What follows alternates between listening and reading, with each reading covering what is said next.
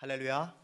네, 오늘도 복된 수요예배 말씀의 자리, 은혜의 자리에 나오신 여러분 모두를 주의 이름으로 환영하고 축복합니다. 우리 양옆에 앉아 계신 우리 성도님들을 따뜻한 마음으로 바라보시면서 이렇게 인사하겠습니다. 사랑합니다. 축복합니다.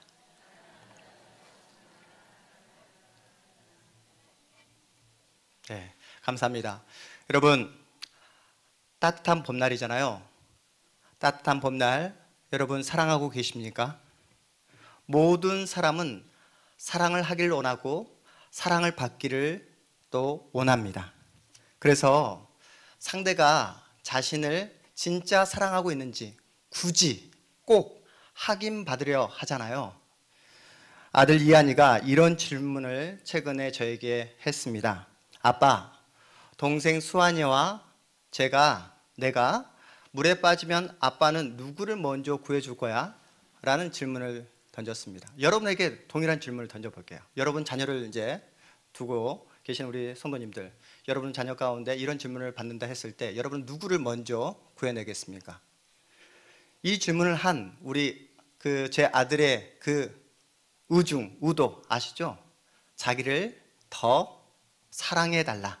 내가 아버지로부터 더 많은 사랑을 받고 있다는 사실을 알고 싶어서, 확인받고 싶어서 이런 질문을 던진 거잖아요. 여기서 질문이 멈추지 않습니다. 아빠, 그러면 이번에는 수환이, 엄마, 그리고 나 이렇게 세 명이 물에 빠지면 누구를 가장 먼저 구해줄 거야? 라고 물어볼 때 제가 어떻게 대답을 했을까요? 가정의 평화를 위해서, 안녕을 위해서 엄마라고 말할 수밖에 없잖아요. 엄마를 먼저 구해줄 거야. 근데 여기서 멈추지 않았습니다. 이한이가 마지막으로 이렇게 물었습니다. 아빠, 그러면 나와 하나님이 함께 물에 빠지면 아빠는 누구를 먼저 구해줄 거야? 라고 이렇게 물었습니다. 7살 된 아들이. 여러분 어떻게 대답하시겠습니까? 제가 이렇게 대답을 했습니다. 이한이가 물에 빠지면, 하나님과 함께 물에 빠지면 아빠는 무조건 먼저 이한이를 구하러 물에 들어갈 거야. 왜냐하면 하나님은 물에 빠져도 물 위를 걸을 수 있는 능력이 있는 분이시거든. 그리고 물에 빠진 아빠와 이한이를 하나님께서 구해 주실 거야. 이렇게 대답을 해 주었습니다. 여러분, 따뜻한 봄날 여러분은 누구에게 사랑을 또 받고 있고 그런 사랑을 받고 있다는 사실을 어떻게 확인하고 있습니까? 남편에게, 아내에게, 자녀에게, 부모님에게 여러분이 사랑받고 있다는 사실을 날마다 확인받고 계시죠? 갑자기 왜 이런 정적내기 흐를까요? 오늘 말씀을 통해 살아계신 하나님께서 여러분을 정말로 사랑하고 있다는 사실을 말씀을 통해 확인받는 복된 시간 되시기를 주의 이름으로 축복합니다. 이스라엘은 블레셋과의 전투에서 하나님의 임재의 상징인 언약궤, 벗궤를 빼앗깁니다. 벗궤와 함께라면 무조건 승리한다 라고 그렇게 장담하고 그렇게 자신만만했는데 결과가 어떻습니까? 벗궤를 빼앗기게 되자 당황하게 됩니다. 전쟁에서 34,000명이 전사하는 엄청난 그 패배를 잊고 또 거기에 멈추지 않고 하나님의 임재의 상징인 벗궤까지 빼앗기게 되자 이스라엘 모든 백성들이 지금 한마디로 정신적으로 멘붕에 빠지게 됩니다. 이게 뭔가 현실이 도대체 납득이 되지 않습니다. 우리가 믿었던 하나님이 이토록 힘이 없단 말인가? 홍해를 가르시고 만나와 메추라기를 주시고 출애굽할 때에 그 놀라운 기적과 그 은혜를 주신 하나님께서 고작 블레셋에게 진단 말인가? 거기다가 하나님의 임재의 상징인 이 언약궤, 벗궤가 빼앗기는데도 그냥 보고 있단 말인가? 이런 상황 속에서 이스라엘 백성들은 신앙의 큰 회의를 품게 됩니다. 이제는 하나님의 영광도 끝났다. 하나님의 영광도 저 벗궤와 함께 떠나버렸다. 우리는 더 이상 소망이 없다. 실망하며 하루하루 그렇게 패배의식에 젖어 살아갑니다. 몇 달 동안요? 오늘 말씀해 보니까 7개월 동안 그렇게 살아갑니다. 그런데 놀라운 사실은 하나님의 영광이 끝났다. 이제는 하나님은 더 이상 일하시지 않는다라고 생각했는데 빼앗긴 그 언약궤가 블레셋 땅, 이방 땅에 들어가 7개월 동안 블레셋의 모든 도시들을 다 초토화시켜버립니다. 다곤 신당을 박살내고 언약궤가 머무는 블레셋 도시마다 독종으로, 전염병으로 벌하십니다. 블레셋 사람들은 자신들이 승리했다고, 자신들이 믿는 다곤 신이 그 이스라엘 신 여호와 하나님을 이겼다고 의기양양 그렇게 승리를 축하하며 그 전리품으로 언약궤를 빼앗아 왔지만 그 언약궤가 블레셋 사람들을 다 죽여갑니다. 도시마다 전염병이 돌고 사람들이 죽어나가자 블레셋 사람들이 두려워하죠. 승리의 전리품으로 취한 언약궤가 이제는 공포의 대상이 됩니다. 사람들이 죽고 고통의 소리, 통곡의 소리가 하늘을 찌릅니다. 언약궤를 다시 돌려보내자는 아우성이 있지만 블레셋 지도자들도 지금 어찌할지를 모릅니다. 돌려보낼지 말지. 왜 그랬을까요? 만약에 전리품인 그 언약궤를 돌려보내게 되면 자신들이 겉으로 볼 때는 승리했지만 이 전리품을 다시 돌려보내게 되면 자신들이 전쟁에서 실패했다고 인정하는 꼴이 되기 때문에 또 이 언약궤를 쉽게 돌려보낼 수도 없는 그런 상황이었습니다. 하지만 최종적으로 언약궤를 다시 돌려보냅니다. 이스라엘 진영으로 언약궤를 돌려보내지만 그들 마음속에 악한 마음이 있었습니다.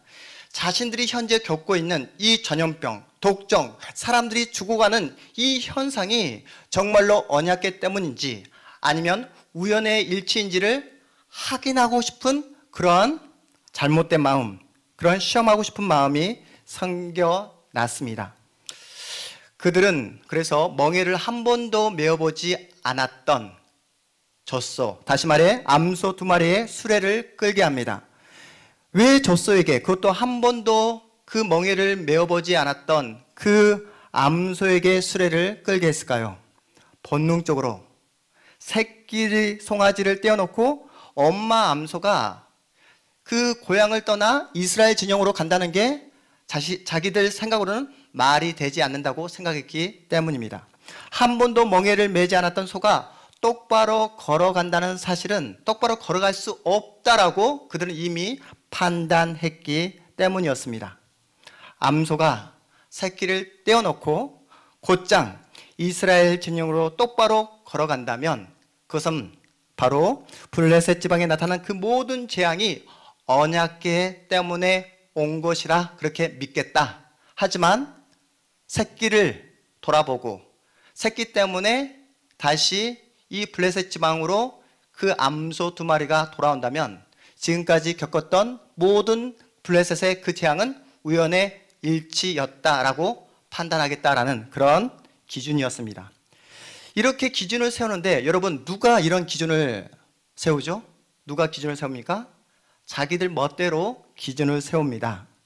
여러분 예수를 믿지 않는 사람들 선과 악의, 선악의 기준을 가지고 있을까요? 가지고 있지 않을까요? 예수를 믿지 않는 사람들. 질문이 어렵습니까? 네. 예수를 믿지 않는 사람들도 선과 악에 대한 기준을 가지고 있습니다. 문제는 선과 악의 기준이 자기 멋대로라는 것이죠. 자기가 자신이 기준입니다. 한마디로 내로남불이잖아요. 내로남불. 아시죠? 내가 하면 로맨스, 남이 하면 뭡니까? 네, 스캔들이라는 것이죠. 운전을 하시는 분들은 아시겠지만 이렇게 차선을 변경해서 운전을 할 때가 있잖아요. 내가 차선 변경해서 끼어들면 베스트 드라이버, 남이 하면 뭐라고 합니까? 네, 얌체라고 하잖아요. 얌체. 네. 그리고 내가 못생긴 건 개성이라고 말을 하고 남이 못생긴 건 죄라고 말을 합니다. 죄. 네. 그리고 내가 땅을 사면 투자이고 다른 사람이 땅을 사면 뭐라고 말합니까?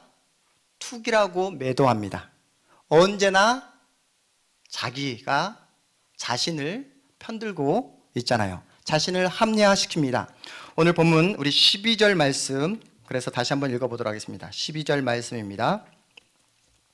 함께 읽습니다. 암소가 베세메스 길로 바로 행하여 대로로 가며 갈 때에 울고 좌우로 치우치지 아니하였고 블레셋 방백들은 베세메스 경계선까지 따라가니라. 아멘. 암소가 이스라엘 땅 베세메스를 향하여 걸어갑니다. 사랑하는 새끼를 두고 울면서 걸어갑니다. 자신의 본능, 욕구를 꺾고 그것도 좌우로 치우치지 아니하고 곧장 걸어갑니다. 여러분, 좌우로 치우치지 않고 새끼를 두고 울면서 걸어가는 이 암소, 이 짐승의 모습을 보면서 어떠한 생각이 드십니까? 사무엘 저자는 짐승보다 못한 블레셋, 이스라엘 모두를 지금 고발하고 있습니다. 하나님 앞에서 불순종하고 하나님의 말씀을 의심했던 블레셋, 이스라엘 모두를 고발하고 그렇게 그들의 민낯, 그들의 그 신앙 없음을 우리에게 이야기하고 있는 그런 모습입니다. 이스라엘 사람들은 언약궤를 잃은 7개월 동안 절망과 한숨만 깊어갔지 하나님을 향한 그들의 믿음은 조금도 자라나지 않았습니다. 그들은 아무런 생각 없이 언약궤를 실은 수레를 패서 장작으로 삼아버리죠. 수레를 끌었던 암소를 하나님께 번제로 드려버립니다. 하나님이 원하시는 제사에 대해서는 전혀 관심을 갖지 않은 채 번제만 드리면 하나님께서 자신들의 그 정성을 받아줄 것이라는 그런 자기 확신, 자기 착각에 빠져 암소를 그렇게 번제로 드립니다. 정작 하나님께 드려야 될 번제물은 여러분 레위기 1장에 보면 흠없는 수소여야 한다고 이렇게 말씀에 나와 있음에도 불구하고 분명히 레위기 말씀을 하나님께서 어떻게 하나님을 제사해야 되는지 그들에게 알려주었음에도 불구하고 그 모든 하나님의 말씀을 무시하고 자기 멋대로 자기 마음대로 정성만 드리면 하나님께서 나의 이 정성에 감동하여 우리에게 축복을 해줄 것이라는 그런 자기 착각에 빠져 그렇게 번제물을 드립니다. 이런 모습이 어디로 이어지냐면 하나님의 임재의 상징인 언약궤를 함부로 다루는 지경까지 이르게 됩니다. 오늘 본문 우리가 읽지 않았지만 우리 19절 말씀도 다시 한번 우리 19절 말씀을 함께 한 목소리로 읽어보도록 하겠습니다. 19절 말씀입니다. 베세메스 사람들이 여호와의 궤를 들여다 본 까닭에 그들을 치사 70명을 죽이신지라. 여호와께서 백성을 쳐서 크게 살육하셨으므로 백성이 슬피 울었더라. 베세메스 사람들이 언약궤 안을 들여다보다가 그만 70명이 그 자리에서 죽어버리는 그러한 재앙을 입게 됩니다. 이스라엘은 자신들이 하나님의 자녀, 언약 백성이라 자처하지만 하나님을 두려워하는 마음이 전혀 없습니다. 하나님을 가볍게 생각했기에 자신들의 호기심에 못 이겨 무례하게 그 언약궤 안을 들여다보는 죄를 범하게 됩니다. 여러분, 이 말씀을 통해서 여러분이 보시는 것이 무엇이죠? 이방인이나 하나님께 선택받았다 그렇게 말하는 이스라엘 백성이나 하나님의 임재의 상징 그 언약궤, 그 법궤를 다루는, 법궤를 대하는 그 태도가 동일합니다. 똑같습니다. 전혀 차이가 나지 않습니다. 하나님의 임재의 상징인 언약궤가 이방 땅에서 그 하나님의 그 무서운 심판으로 나타났듯이 이스라엘 땅에서도 동일하게 하나님의 심판으로 그렇게 나타나게 됩니다. 하나님의 임재의 상징인 언약궤가 이제는 이방 땅에서나 이스라엘 땅에서나 사람들이 꺼려하고 사람들이 두려워하는 그런 상징물이 되고 말았습니다. 이스라엘의 잘못이 무엇입니까? 자기들이 만들어낸 하나님, 자신들이 믿고 싶은 하나님을 그렇게 스스로 착각에 빠져 믿었다는 사실입니다. 법궤를 동원하면 우리에게 승리를 허락해 주실 거야. 하나님이라면 무조건 우리를 도와주실 거야. 우리는 선민이기에, 하나님의 자녀이기에 하나님은 무조건 우리가 드리는 이 정성, 이 암소를 번제로 드리면 하나님께서 우리에게 놀라운 축복을 허락해 주실 거야 라는 그런 자기 착각에 빠져 그렇게 자기가 하고 싶은 대로 멋대로 자신들의 세운 기준을 하나님께 강요했던 것입니다. 그런데 하나님은 그들이 생각하는 대로 일하시지 않습니다. 여러분, 기도하시죠? 기도하시죠? 네. 하나님이 여러분이 드리는 모든 기도에 응답하십니까? 응답하시지 않잖아요. 여러분이 원하는 대로, 여러분이 기대하는 대로 하나님께서 여러분의 모든 기도를 들어주셨다면 이 자리에 한 분도 안 계실 것입니다. 더 좋은 조건과 환경을 달라고 하나님께 기도하지만 하나님은 우리의 기도에 응답해 주시지 않습니다. 여러분 살아가면서 하나님께 이러한 질문 드려보신 적 있으십니까? 하나님께서 왜 이렇게 일하실까? 전능하다 하시면서 하나님은 나를 사랑한다 그렇게 말씀해 주시면서 나를 위해 당신의 하나뿐인 아들 예수 그리스도를 주시기까지 나를 진짜 사랑한다 하시면서 왜 나에게 이러한 현실, 이러한 상황을 주신 것일까? 내가 마주하는 이 고통, 고난이 왜 멈추지 않는 것일까? 라는 이런 질문을 하나님께 드려보았을 것입니다. 하나님께서 저와 여러분에게 눈물의 길, 고난의 길을 허락하신 이유가 무엇일까요? 여러분 잘 생각해 보십시오. 우리가 기대하는 방향으로 내가 원하는 대로 하나님께서 움직여 주신다면 그 하나님은 더 이상 하나님이 아니십니다. 그런 하나님은 인간의 소망과 기대가 만들어낸 환상일 뿐입니다. 전능하신 하나님이 우리가 기대하고 소망하는 대로 그렇게 일하시지 않는 진짜 이유가 무엇일까요? 그것은 바로 하나님이 우리 아버지시기 때문입니다. 그 하나님이 내 편을 들어주시고 나의 아버지가 되어주시고 나에게 가장 선한 것으로 가장 좋은 것으로 주시기 위해서 내가 하나님께 드리는 그 모든 기도에 대해 응답해 주시지 않는다는 사실입니다. 여러분, 여러분의 인생이 정말로 여러분의 생각대로 펼쳐지기를 원하십니까? 아니면 하나님의 계획대로 하나님의 생각대로 펼쳐지기를 빚어지기를 원하십니까? 여러분 이미 정답을 다 알고 계시잖아요. 하나님은 인간의 생각과 정반대로 일하십니다. 법궤를 빼앗기는 방식으로 일하십니다. 예수를 못 박는 방식으로 하나님은 일하십니다. 우리의 생각으로는 예수님이 로마 황제가 되어 세계를 정복하고 기독교와 힘을 갖고 권력을 가지면 우리가 좀 더 편하게 정말로 누리면서 권력을 그렇게 가지면서 우리가 편하게 신앙생활을 할 수 있을 것 같은데 하나님은 그렇게 일하시지 않습니다. 우리는 예수님이 권력을 잡고 예수님이 세상에서 힘을 갖기를 원하는데 내가 예수를 통해서 이 세상 속에서 더 많은 권력과 힘을 가졌으면 좋겠다 생각하는데 예수를 믿음으로 세상 앞에서 더 많이 나의 발언권을 갖고 더 많이 떵떵거리고 싶은데 그런 현실과 조건을 우리에게 허락해 주시지 않습니다. 그리고 예수님께서 어떻게 일하십니까? 십자가 위에서 죽어 버리시잖아요.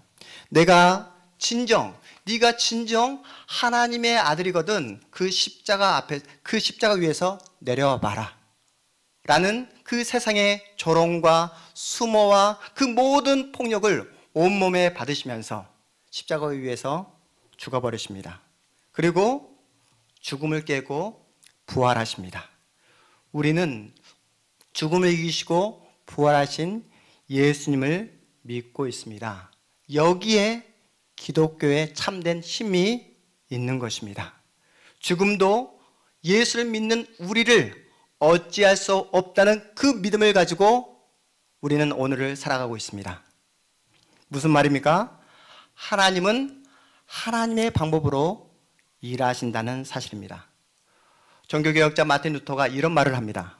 어떤 경우에도 신은 인간의 소망의 투영이 아니다.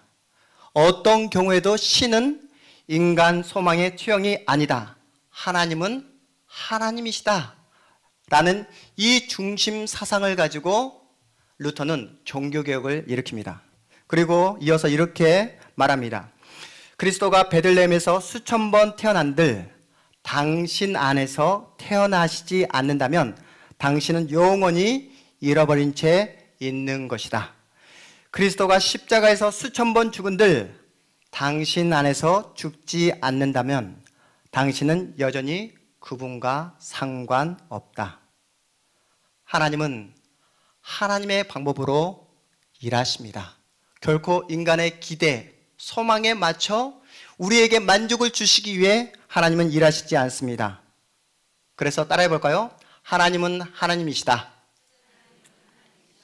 큰 소리로 따라해 주시면 감사하겠습니다. 하나님은 하나님이시다. 하나님은 하나님이시기를 결코 포기하지 않는다.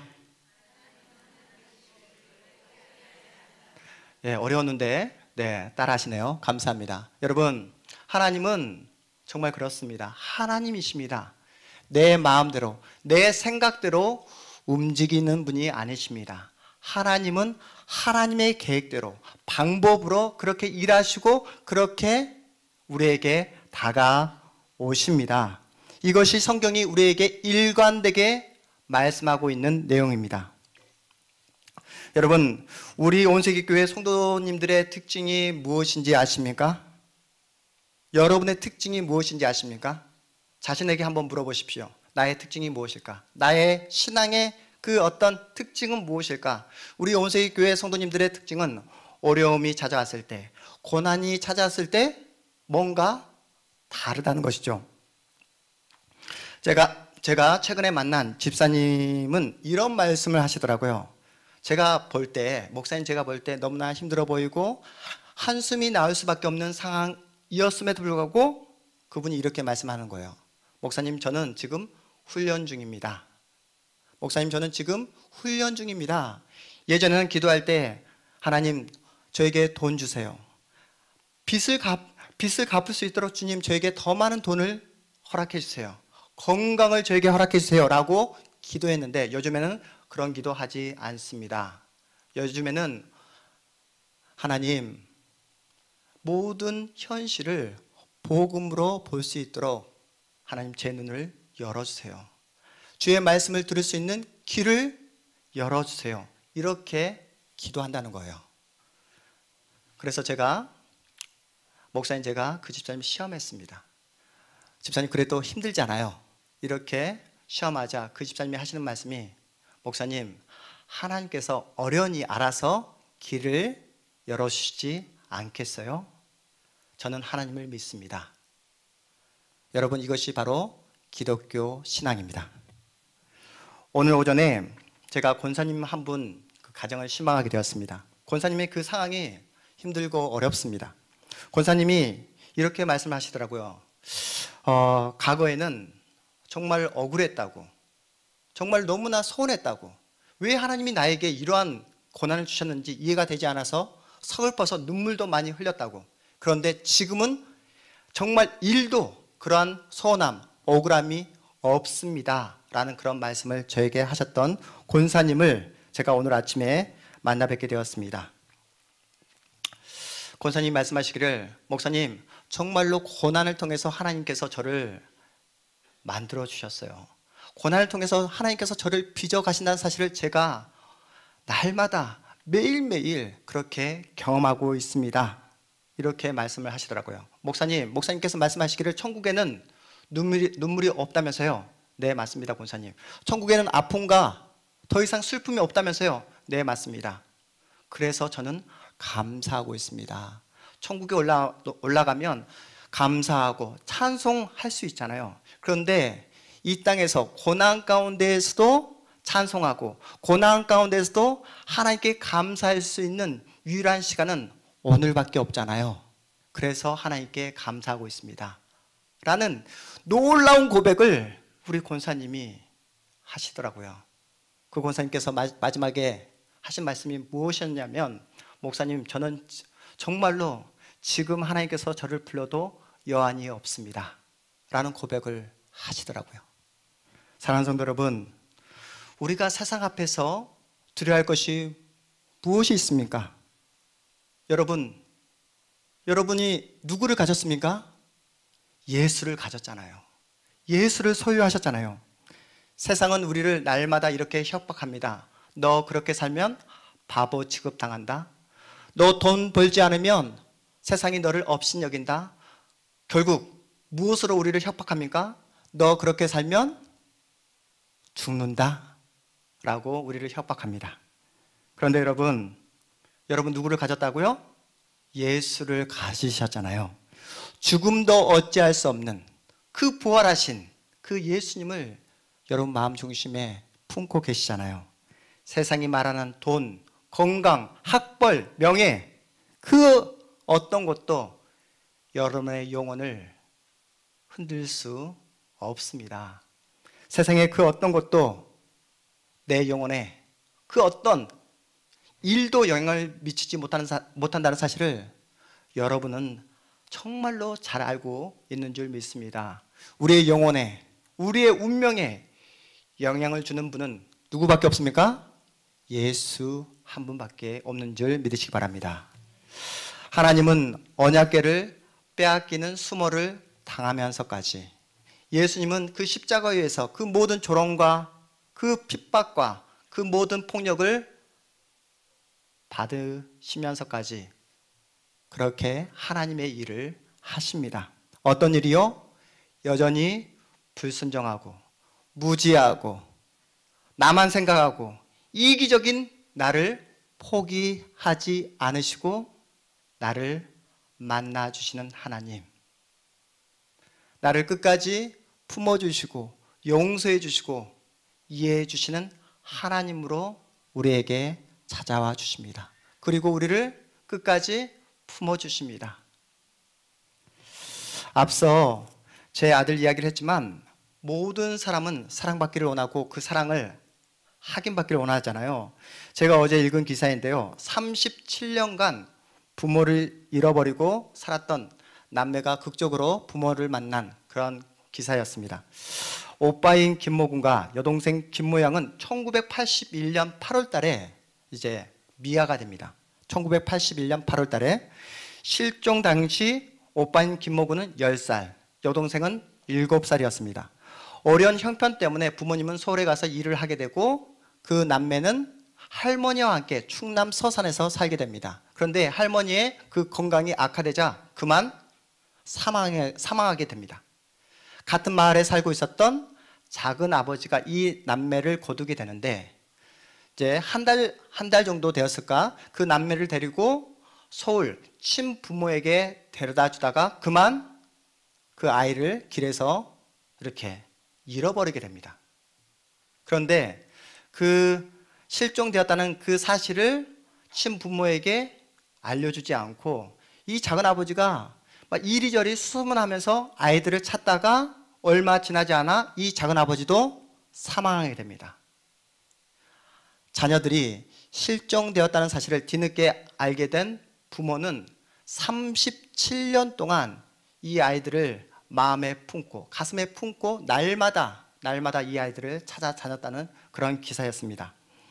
작년에 경찰청에서 장기 그 어떤 실종 전담 팀을 만들어서 이제 이 아이들의 그 소식을 이제 알게 되었는데, 알아보니까 이 남매가 프랑스로 입양이 되었다고 합니다.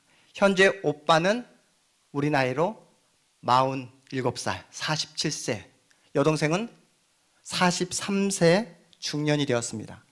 프랑스인 그 부모 밑에서 정말 좋은 교육 받고 정말 잘 먹고, 그래서 어느 정도 사회적으로 안정된 생활을 하고 있다고 합니다. 그런데 마음속 그 깊은 곳에 상처가 있습니다. 어떤 상처요? 내 부모가 37년 전에 나를 버렸다는 그 상처가 마음속 깊이 있어서 정말 무엇을 해도 마음 가운데 기쁨과 만족이 없었다라는 그런 기사였습니다. 하지만 하지만 부모는 자녀를 버리지 않았고 37년간 하루도 자녀를 잊은 적이 없다는 그 이야기를 듣고 마음속에 있었던 그 상처, 아픔이 한순간 녹아지게 되었다는 그런 기사였습니다. 사랑하는 성도 여러분, 하나님은 여러분을 사랑하십니다. 믿으십니까? 여러분이 실수하고 넘어지고 못난 짓을 해도 하나님은 여러분을 결코 포기하시지 않습니다. 여러분이 생각하는 그 이상으로 하나님은 여러분을 아끼고 사랑하십니다. 믿으십니까? 그 사실을 누구만 모르냐면 우리만 모르죠. 나만 모르죠. 왜냐하면 내가 기대하는 대로, 내가 소망하는 대로 하나님께서 일하시지 않는다 해서 하나님은 나를 사랑하지 않는가 봐. 아니, 더 나아가서 하나님은 나를 버렸나 봐. 이렇게 이해하고 신앙생활을 하시는 분들이 정말로 많이 계십니다. 프랑스라는 좋은 환경에서 살아도 부모의 사랑을 받지 못하면 아무리 좋은 것을 먹고 또 보아도 마음 가운데 공허한 마음이 있듯이, 여러분, 세상에서 하나님을 잊어버리고 세상 밖에 나가 여러분이 아무리 좋은 옷을 입고 또 마시고 즐기고 또한 좋은 곳에 여행 가더라도 여러분 마음 가운데 참된 기쁨과 만족이 없다는 사실을 여러분 스스로가 더 잘 아실 것입니다. 여러분, 세상의 그 어떤 것도 내 안에 있는 갈급함, 공허함, 그 내 안에 있는 그 외로움을 채워줄 수 없습니다. 내 안에 있는 그 영혼의 갈급함은 누구만이 채워줄 수 있다고요? 예수 그리스도만이, 우리 하나님만이 채워줄 수 있음을 믿으시기 바랍니다. 주님께서 말씀하십니다. 법궤를 빼앗기는 한이 있어도, 예수를 십자가에 못 박는 한이 있어도 저와 여러분을 포기하지 않겠다라고 말씀하십니다. 믿으십니까? 우리를 구원하기 위해 하나님은 지금도 일하시고 계시고, 우리를 구원하기 위해 그 구원의 그 사역을 멈추거나 중단하시지 않겠다라고 말씀하십니다. 그러니 사랑하는 성도 여러분, 두려워하지 마시기 바랍니다. 여러분의 자신을 바라보면서 좌절하지 마세요. 여러분의 환경 때문에 절망하지 마시기 바랍니다. 하나님은 누구를 사랑한다고요? 여러분을 사랑하십니다. 여러분의 그 서 있는 현장 가운데 누가 일하십니까? 하나님께서 일하십니다. 하나님께서 여러분의 인생과 운명을 붙잡고 계시는 줄 믿으시기 바랍니다. 하나님은 하나님의 방법으로 일하십니다. 어떤 일이요?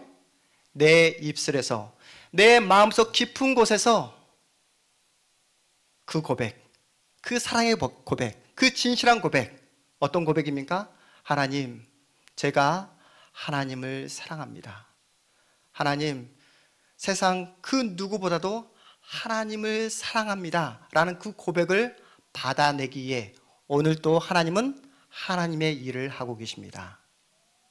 여러분, 하나님을 배신하고 하나님을 배신하면 세상을 주겠다, 권력을 주겠다, 돈을 주겠다, 건강을 주겠다 하여도 하나님, 저는 하나님을 배신하지 않겠습니다.